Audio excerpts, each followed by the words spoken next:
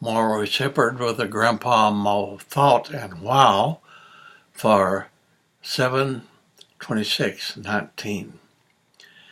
Asbury had a theological position, and they talked in terms of the first work of grace is when we first became Christians, and the second work of grace is when the Holy Spirit came into our lives. Asbury did not believe in the second work of grace like the Pentecostals where you speak in tongues, but they did practice that once you had this feeling of the Holy Spirit, that you may kind of hold your hands up and maybe kind of shout and a little emotional expression.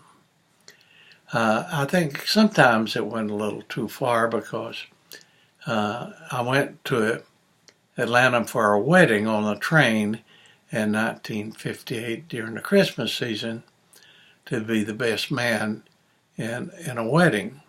And coming back on the train, I recognized a young man that I didn't know that well that was from Asbury.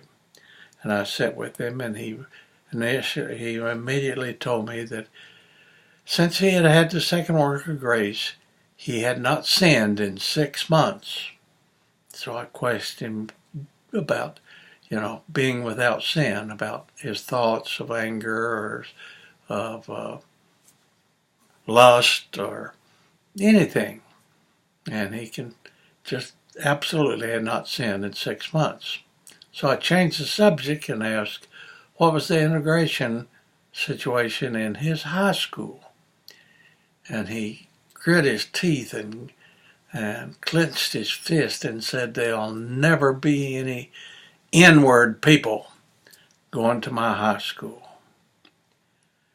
E. Stanley Jones came to Asbury and spoke. E. Stanley Jones was a missionary in India and had become a great friend of Gandhi.